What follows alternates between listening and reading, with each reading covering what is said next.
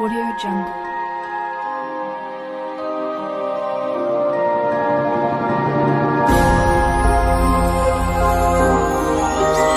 Audio Jungle.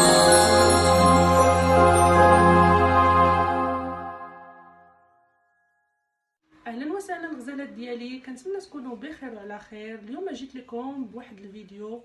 كيف ما كتعرفوا عيد الفطر قرب وكنبغيو نديروا حليوه ديال العيد.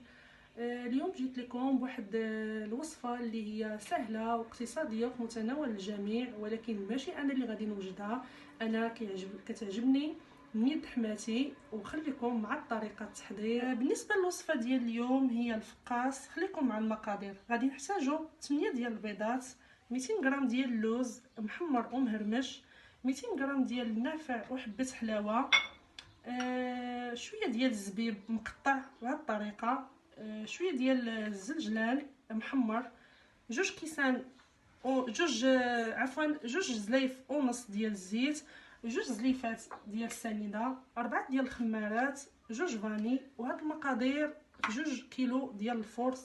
خليكم مع الطريقه ديال التحضير. بالنسبه لاول حاجه كنبداو بها، كناخذوا القصيعه ديالنا، غادي نديروا فيها البيض، غادي نزيدوا عليها قريص، وما تنساوش تزيدوا قريصه ديال الملحه، راه نسيتها في المقادير. غادي نضيفوا لهذا الشيء حبه حلاوه والنافع، اللوز،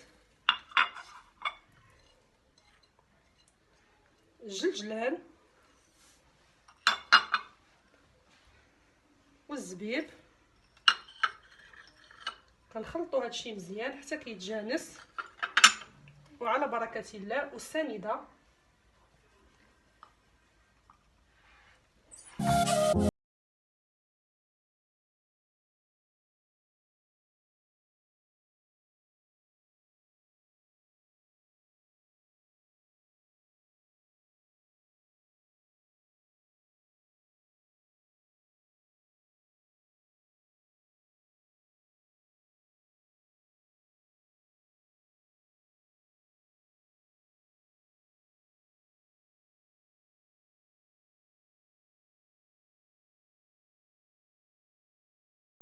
غادي نضيفوا السكر فاني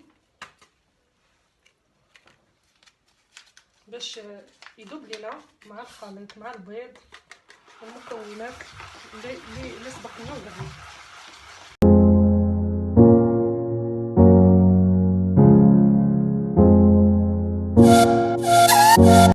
انا ما نكذبش عليكم، كيعجبني الفقاس ديال حماتي بزاف، كنتمنى ينال الاعجاب ديالكم.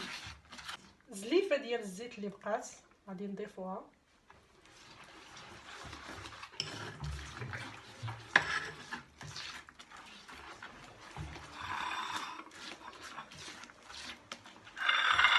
بقاو لينا الخمارات والفرص.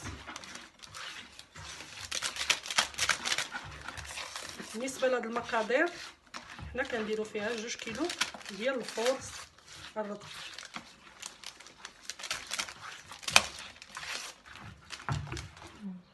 من بعد ما خلطنا المقادير كلها كنضيفوا دابا الفرص، وضروري نغربلوه باش ما كيبقاوش لينا دوك الحبيبات.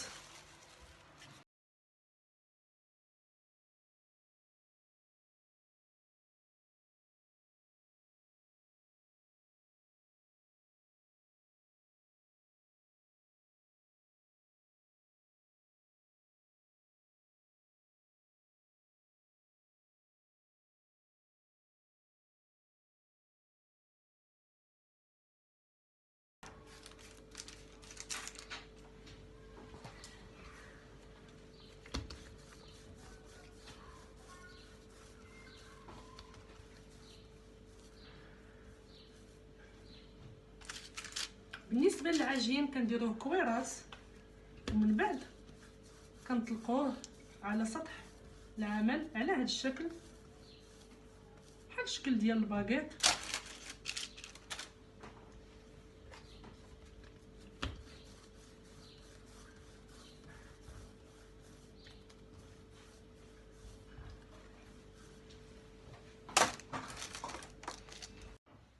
من بعد ما دخلنا الفقاس ديالنا يطيب، ما كيطيبش بزاف، واحد شويه حتى كيبان لكم تحمر وتنفخ غير واحد شويه، وكتخرجوه كتخليوه يبرد.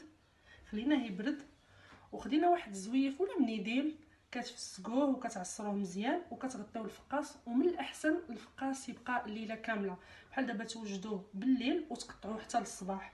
من بعد ما الصباح قطعناه دخلناه يتحمر واحد شويه، وهذا هو الشكل النهائي.